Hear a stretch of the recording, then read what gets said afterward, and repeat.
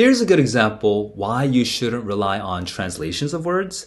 You should really understand how it's being used. In Korean, we have this word, 나이, which always gets translated to age.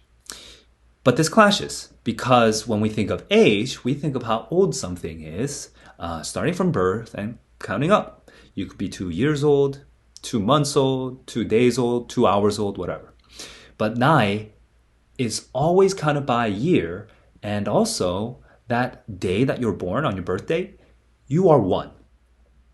It gets weirder. Let's say there's a Janice who was born January 1st and an Izzy who was born December 31st. They both be one when they're born. When do they turn two? They both turn two the next year on January 1st, on the same day, meaning Izzy would have literally been one for a single day before turning two. This translation is messed up. I mean, some people say that the Korean age system is irrational. And I sympathize, but I challenge you to actually look at how it's being used, and you might notice that 나이 seems to be grouping people by their calendar year of birth.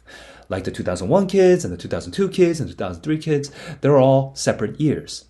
That's a lot like something we already know. Class year.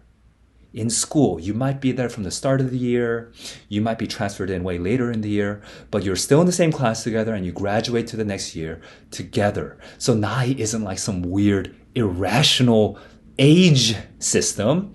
It's more like class year in the school of life together on this earth. If you really want to master a concept, guys, don't just rely on some translation, learn how it's actually used.